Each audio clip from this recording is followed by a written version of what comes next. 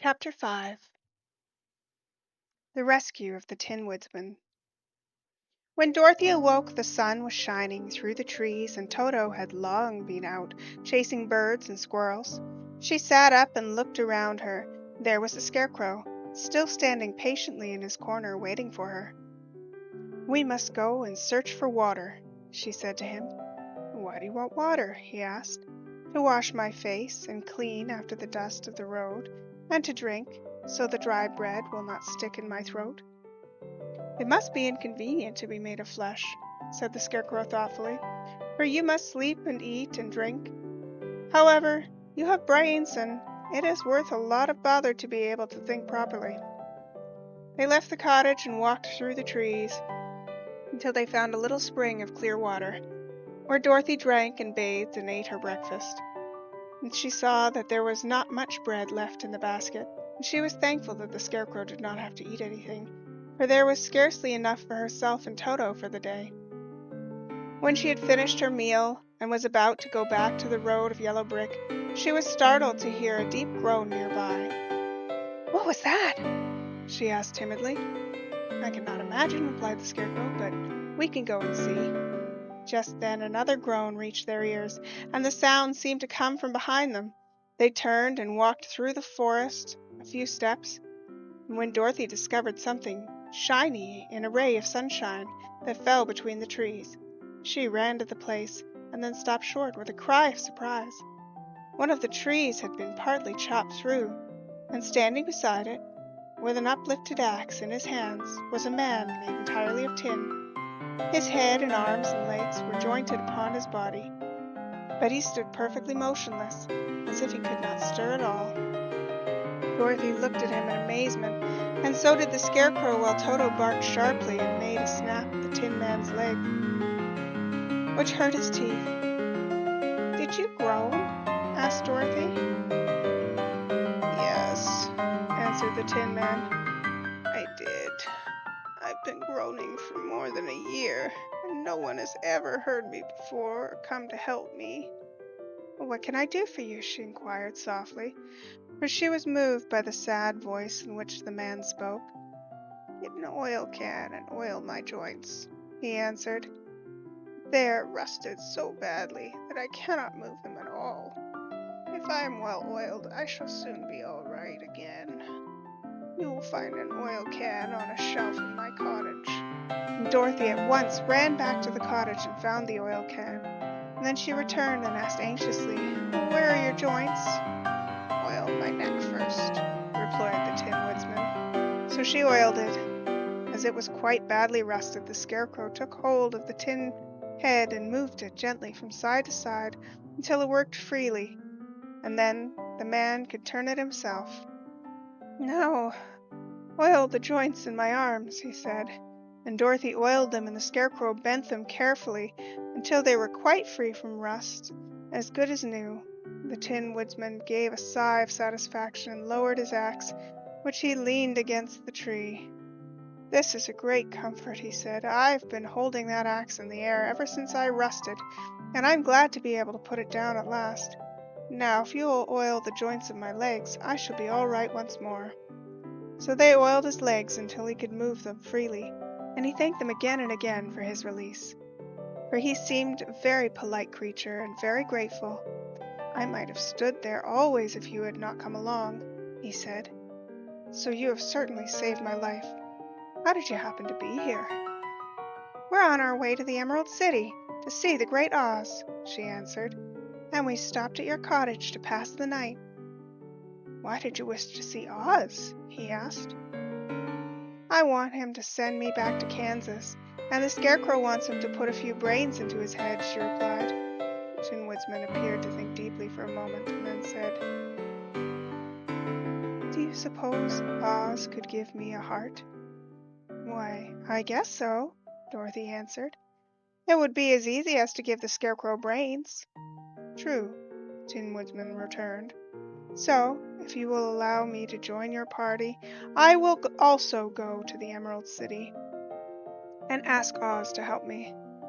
"Come along," said Scarecrow heartily, and Dorothy added that she would be pleased to have his company. So the Tin Woodman shouldered his axe, and they all passed through the forest until they came to the road that was paved with yellow brick. The Tin Woodman had asked Dorothy to put the oil can in her basket, for, he said, if I should get caught in the rain and rust again, I would need the oil can badly. It was a bit of good luck to have their new companion join the party, for soon after they had begun their journey again, they came to a place where the trees and branches grew so thick over the road that the travelers could not pass. But the Tin Woodman set to work with his axe and chopped so well that soon he cleared the passage for the entire party. Dorothy was thinking so earnestly as they walked along that she did not notice when the Scarecrow stumbled into a hole and rolled over to the side of the road. Indeed, he was obliged to call to her to help him up again. "Well, why didn't you walk around the hole?" asked the Tin Woodman.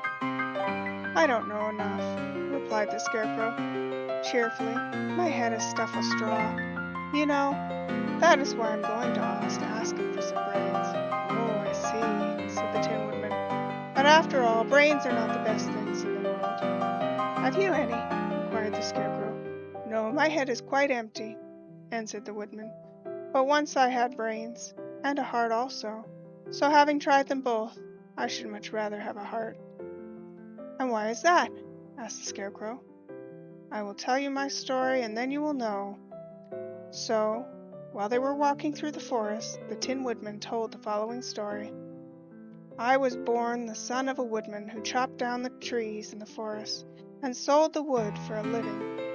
When I grew up, I too became a wood chopper, and after my father died, I took care of my old mother as long as she lived, and then I made up my mind that instead of living alone, I would marry, so that I might not become lonely. There was one of the Munchkin girls who was so beautiful that I soon grew to love her with all my heart, and she, on her part, promised to marry me as soon as I could earn enough money to build a better house for her. So I set to work harder than ever. But the girl lived with an old woman who did not want her to marry anyone, for she was so lazy she wished the girl to remain with her and do the cooking and the housework. So the old woman went to the Wicked Witch of the East and promised her 2 sheep and a cow if she would prevent the marriage. Thereupon the Wicked Witch enchanted my axe, and when I was chopping away at my best one day, for I was anxious to get the new house and my wife as soon as possible, the axe slipped all at once and cut off my left leg. This at first seemed a great misfortune, for I knew a one-legged man could not do very well as a woodchopper. So I went to a tinsmith and had him make me a new leg out of tin. The leg worked very well once I was used to it, but my actions angered the Wicked Witch of the East, for she had promised the old woman that I should not marry the pretty Munchkin girl. When I began chopping again, my axe slipped and cut off my right leg. Again I went to the tinner, and again he made me a leg out of tin. And after this, the enchanted axe cut off my arms, one after the other. Nothing daunted, I had them replaced with tin ones. The Wicked Witch then made the axe slip and cut my head off. At first I thought that was the end of me, but the tinner happened to come along, and he made me a new head out of tin. I thought I had beaten the Wicked Witch then, and I worked harder than ever. But I little knew how cruel my enemy could be. She thought of a new way to kill my love for the beautiful Munchkin maiden, and she made my axe slip again, so that it cut right through my body, splitting me in 2 halves. Once more the tinner came to my help, and made me a body of tin, fastening my tin arms and tin legs and tin head to it, by means of joints, so that I could move around as well as ever. But alas, I had now no heart, so that I lost my love for the Munchkin girl, and did not care whether I married her or not. I suppose she's still living with the old woman, waiting for me to come after her. My body shone so brightly in the sun that I felt very proud of it. It did not matter now if my axe slipped, for it could not cut me.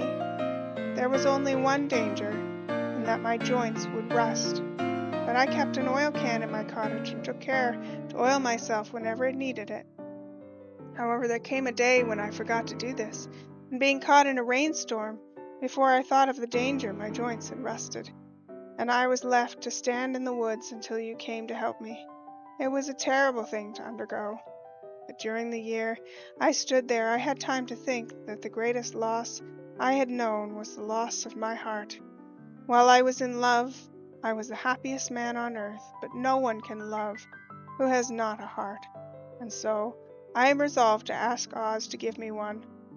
If he does, I will go back to the Munchkin Maiden and marry her." Both Dorothy and the Scarecrow had been greatly interested in the story of the Tin Woodman, and now they knew why he was so anxious to get a new heart. "All the same," said the Scarecrow, "I shall ask for brains instead of a heart, for a fool would not know what to do with a heart if he had one." "I shall take the heart," returned the Tin Woodman, "for brains do not make one happy, and happiness is the best thing in the world." Dorothy did not say anything, for she was puzzled to know which of her two friends was right, and she decided that if she could only get back to Kansas and Aunt Em, it did not matter so much whether the Woodman had no brains and the Scarecrow no heart, or each got what he wanted. What worried her most was that the bread was nearly gone, and another meal for herself and Toto would empty the basket. To be sure, neither the Woodman nor the Scarecrow ever ate anything, but she was not made of tin nor straw, and could not live unless she was fed.